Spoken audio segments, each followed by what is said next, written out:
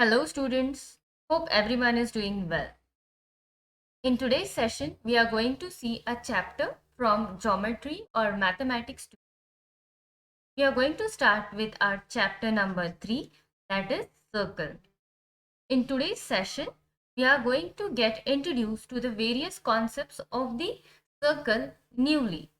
I am terming it as newly because already we have learned it, but just we are going to revise it or refresh it. As well, we will be recalling certain properties which we have learnt in class 9. As you all know children, the chapter number 3, that is circle, is the highly weighted chapter into the entire syllabus. That is, out of our total 40 marks paper of geometry, we are having 12 marks for this chapter circle. So if you give importance or if you focus on getting the concepts clear, that will help you a lot in scoring good into your board exams. So now, without wasting time, let's start with the topic. As I said, firstly, we are going to get introduced newly to the concepts of the circle. It may be regarding its minute components to the major components which the circle has. Let's proceed. Firstly, we will learn what are the various terminologies which are related with a circle. Now, firstly, we will be seeing what is a center of a circle. Everyone knows the midpoint on which you keep the pointer and then you draw the entire circle. That point is called as a center. So here in the figure, the center is point O. Then let's talk about the radius. Now the radius is a fixed distance which is measured from the center of the circle to any point which is on the circle. That is nothing but, that fixed distance is nothing but a radius. Here segment OA is a radius. As well we can take it segment OB and segment OC are also radius. And for your information, let me tell you, there are infinite number of radius for a single circle. You can draw n number of radius for a single circle.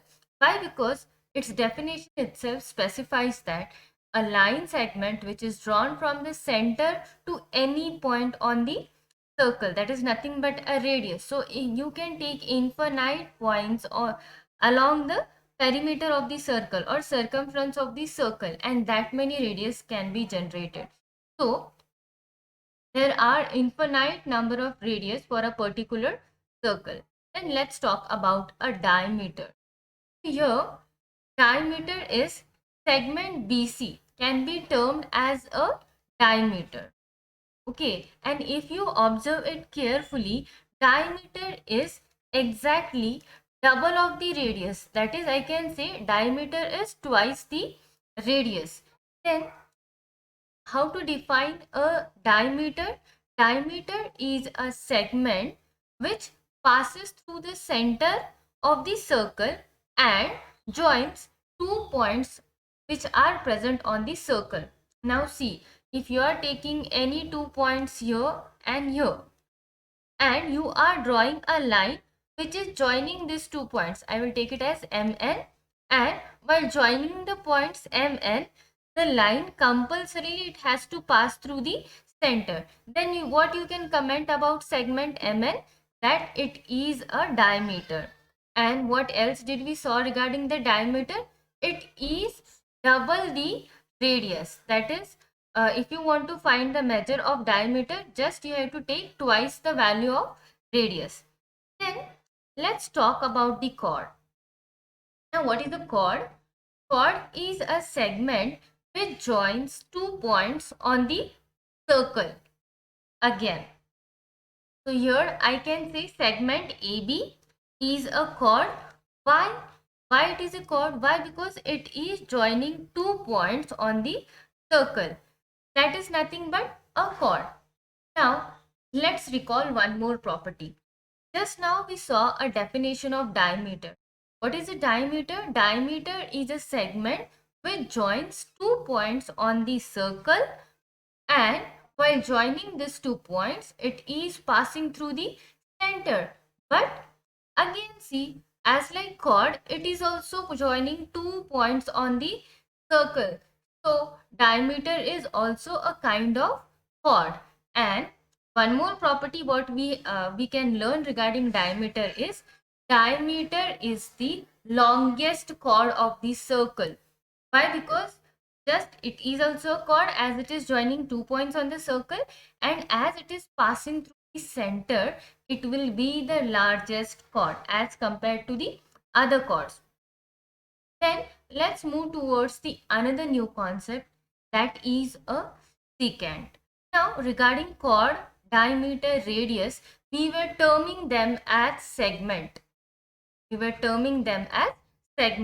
Now let's talk about this secant. What new thing does it has? Now secant is considerably a line which cuts the circle into two different points. Like AB is a segment. What difference can you find over with DE? Now DE is a secant. And what is a secant? As like I said, it is a line which cuts the circle in two different points. Okay. So difference between a chord and a segment is secant is chord is a segment, whereas a secant is a line. Okay. So here also it should be line DE. Line DE is what? It is a secant which is cutting the circle in two different points. Then let's talk about a tangent. Already we are very well aware of the concept of tangent. Tangent is a line which touches the circle at a single point. Again I repeat, tangent is a line, okay, and this line touches the circle at a single point, and to that single point if you draw a radius from the center of the circle, that radius has to be perpendicular, or that line or that radius will make an angle of 90 degree with the tangent. So again I repeat, a tangent is a line which touches the entire circle at a single point, and if to that point you are drawing a radius, that radius will be exactly perpendicular to the tangent. So your line L will be the tangent. Then let's talk about the last concepts, that is interior of the circle and exterior of the circle. So whatever points are present in the interior, that is within the circle. Suppose here I draw a point P.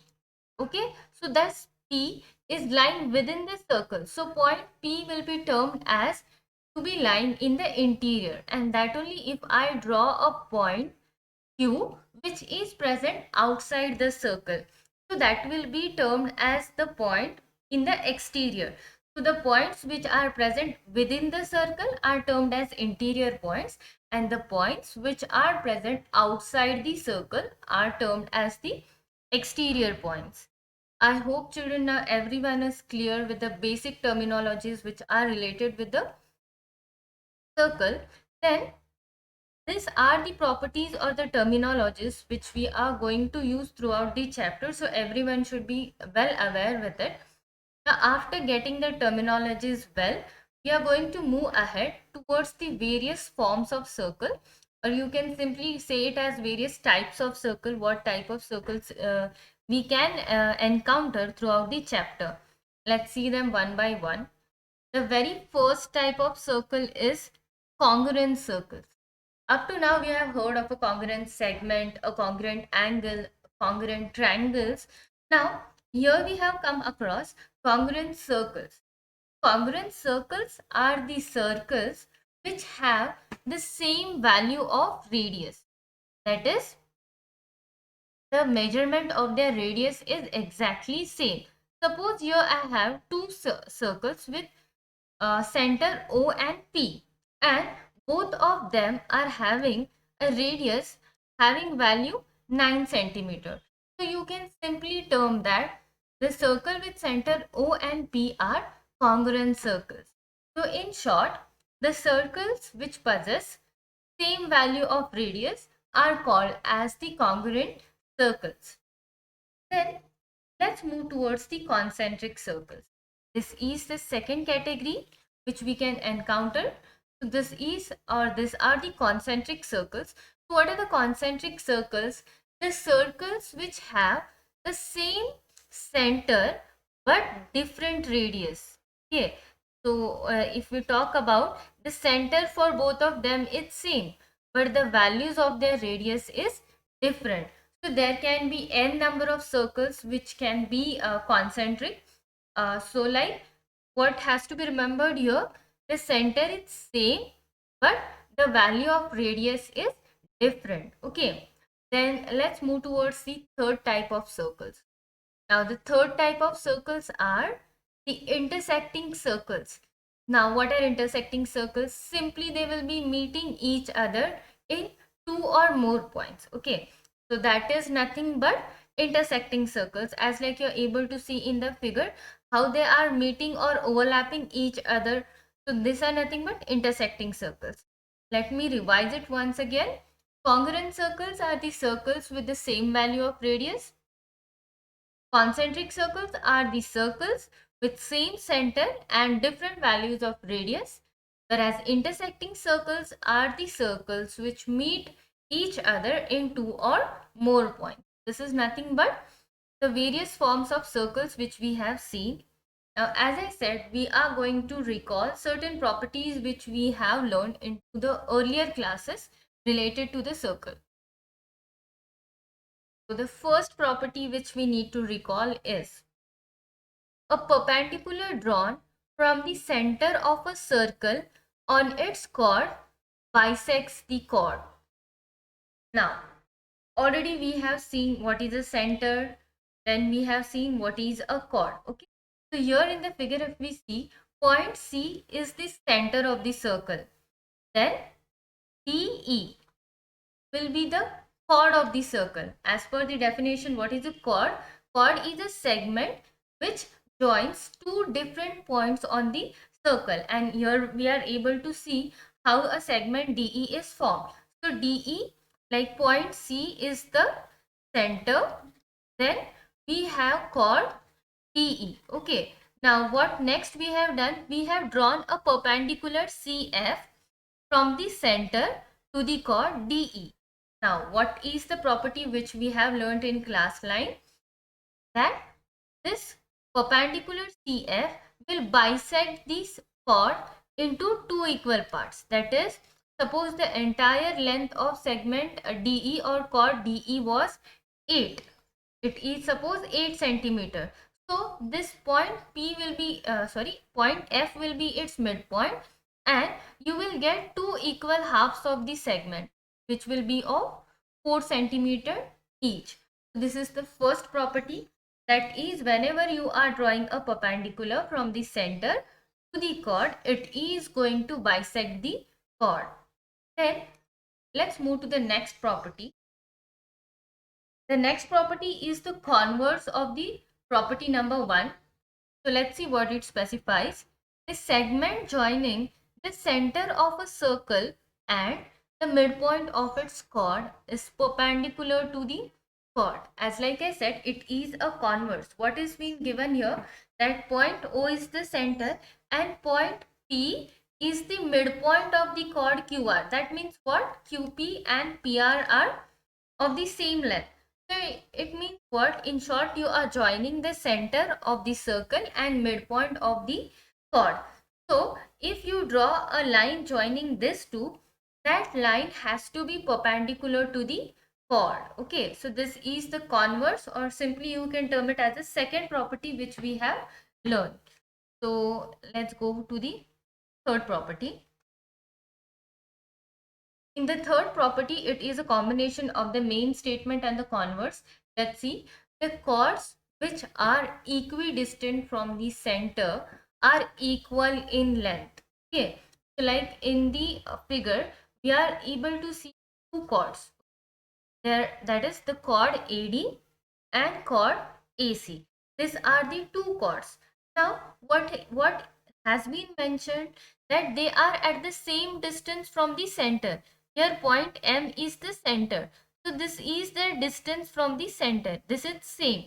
So what is being said that the chords which are at a same distance from the center will be equal in length. So whenever you get in the question that there are two chords which are at a same distance from the center, then you have to finally comment that two chords will be same.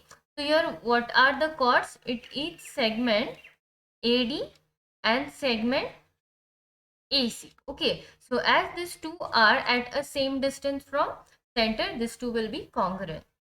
Now let's talk about its converse. In converse, we have the congruent chords of a circle are always equidistant from the center. Now vice versa. Okay.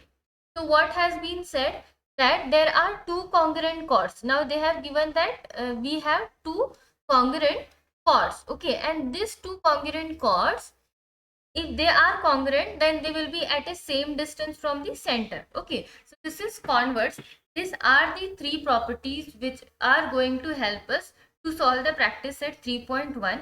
And before that, before reaching practice set 3.1, there is a bridge which is related to the tangent theorem and the tangent secant theorem.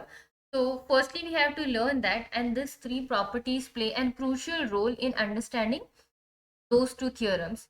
Now after that we have circles passing through 1, 2 or 3 points. There is certain property which is related to this. Now let's read the first one. Infinite circles pass through one point. Like here you are able to see in the figure, through point A, your three circles are mentioned. But you can draw infinite number of circles. Like one can be this or it can be this. So there can be infinite circles which can pass through one point. Then infinite circles can pass through two distinct points. Again, if you are taking two distinct points, then there can be many circles which are passing through two distinct points. Okay, so infinite circles can pass through one point, infinite circles can pass through two different points. But when it comes to three non-collinear points, now children, see, whenever we talk about 3 points, they can be collinear or they can be simply randomly placed and they can be non-collinear. Okay, so here firstly we are talking about the 3 points which are non-collinear, that is they are randomly placed. So to such three non-collinear points there will be always a unique circle, that is passing through those 3 points we can just draw one single circle. Okay, so again I repeat, there will be always one unique circle that will pass through three non-collinear points. Then let's talk about the collinear points. So there will be no circle which can pass through the three collinear points. Like suppose here is a here we have three collinear points, and if I want to draw a circle which is passing through this all three, okay, you can draw the circle which is passing through two. Okay, but taking all 3 points into the circle is almost impossible. Then what is the necessary thing? They should be randomly placed and then you can definitely draw a circle. So this is the property relating to the drawing or constructing the circles through 1, 2 and 3 points. So this was all for today's session, and in the next session we will be focusing on the tangent theorem and tangent segment theorem. Already children, this introduction session was held to just refresh our knowledge which we had regarding the basic concepts. In the next session we will start with the fresh concepts regarding the circle chapter, that is the tangent theorem and tangent segment theorem, which is going to prove helpful for solving practice set 3.1. I hope everyone has got the session very nicely, and children, if you feel like the session was helpful, don't forget to like, and if you feel like it can be helpful to your friends also, please feel free to share it. And for such more interesting video lectures, please subscribe our channel and don't forget to press the bell icon. Thank you.